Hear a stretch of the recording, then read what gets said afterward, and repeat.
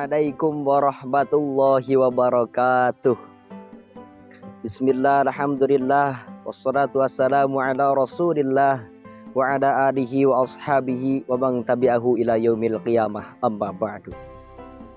Fa aqulu rabbis shrah li sadri, amin, wa yassirli amri, amin, wahlul 'uqdatam min lisani yafqahu qawli. Ya Fattahu ya Alim, ya Fattahu ya Alim. Rabbana ftah bainana wa baina qaumina bil haqqi wa anta khairul fatihin. Walhamdulillahi rabbil alamin. La ilaha illallah, la mawjuda illallah, la ilaha illallah, la ma'buda illallah, la ilaha illallah, la matluba illallah, la ilaha illallah, la maqsuda illallah. Bismillahi tawakkalna 'ala Allah, la haula wala quwwata illa billahil aliyyil azim. Ilahi anta maqsudi wa ridhaka matlubi, a'tini mahabbataka wa ma'rifataka wa a'tini ma'aka abadan.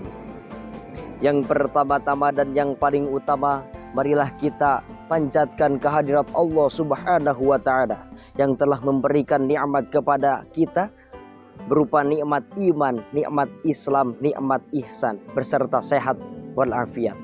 Dalam kesempatan kali ini saya akan membawakan sebuah kultum yang berjudul orang yang tidak akan dilaknat oleh Allah Subhanahu wa ta'ala.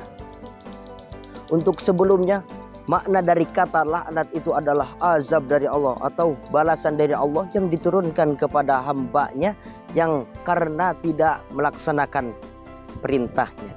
Itu. Siapa sih yang tidak akan dilaknat oleh Allah Subhanahu wa ta'ala? Saya mengutip dalam kitab Risalatul Mudzakarah halaman 18 pasal ke-8 bahwasanya Rasulullah sallallahu alaihi wasallam bersabda, "Ad-dunya mal'unatun mal'unun ma fiha illa zikrullah wa 'alimun wal muta'allim." Yang artinya sesungguhnya dunia itu dilaknat oleh Allah Subhanahu wa ta'ala beserta isinya, kecuali orang yang berzikir kepada Allah, orang pintar dan orang yang belajar. Jadi orang yang tidak akan dilaknat oleh Allah Subhanahu wa ta'ala itu yang pertama, orang yang berzikir kepada Allah, orang pintar atau istilahnya guru. Yang ketiga yaitu orang yang mencari ilmu. Yang pertama, orang yang tidak akan dilaknat oleh Allah Subhanahu wa ta'ala yaitu orang yang berzikir kepada Allah. Sebelumnya makna dari kata zikir yaitu mengingat. Mengingat kepada siapa? Mengingat kepada Allah. Dan paling utamanya membaca zikir yaitu lafaz la ilaha illallah, yang artinya tiada Tuhan selain Allah. Dan paling afdalnya lagi membaca zikir lafaz la ilaha illallah itu dilaksanakan setelah mengundangkan sholat. Dan ada juga keterangan man laisa lahu wirdun fahuwa kirdun. Barang siapa yang tidak berzikir setelah mengundangkan sholat itu sepertikan monyet. Ya. Na'udzubillahi min dzalik. Allah telah berfirman dalam surah Al-Ahzab ayat 41 yang berbunyi, A'udzu billahi minasyaitonir rajim.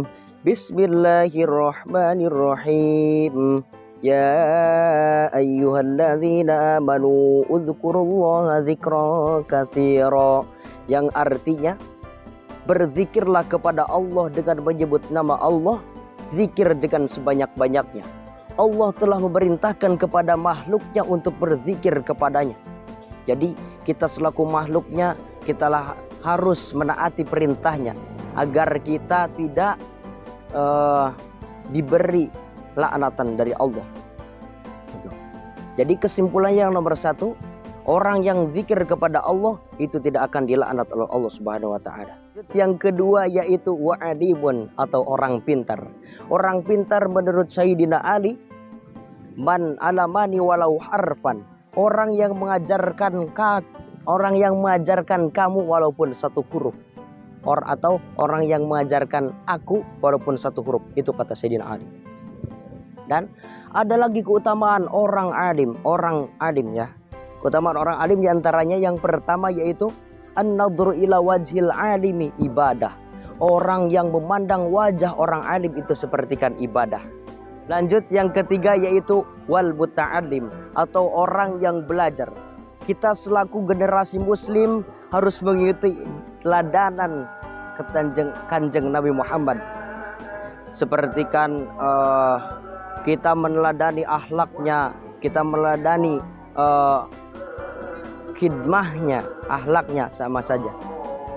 Dan yang paling utama itu Nabi Muhammad SAW pernah bersabda, "Thalabul ilmi faridatun ala kulli muslimin." Sesungguhnya orang yang belajar itu wajib bagi kaum muslim.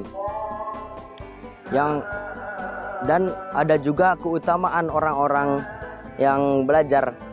Di antaranya yaitu orang yang duduk di majelis ilmu tidak membawa pulpen, tidak membawa buku, itu sama seperti sodakoh 1000 kuta di jalan Allah. Yang kedua yaitu orang yang belajar satu bab dari ilmu untuk mengajarkan kepada orang lain, itu Allah akan menurunkan pahala kepadanya sebesar 70 nabi.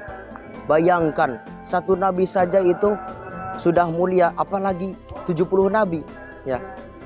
Jadi kesimpulannya, orang yang tidak akan dilaknat oleh Allah Subhanahu wa taala ada 3. Yang pertama, orang yang zikir kepada Allah. Yang kedua, wa'alimun, orang yang pintar. Yang ketiga, wal muta'alim, atau orang yang belajar. Sekian dan demikian yang dapat kami sampaikan. Wabillahi taufiq wal hidayah. Wassalamualaikum warahmatullahi wabarakatuh.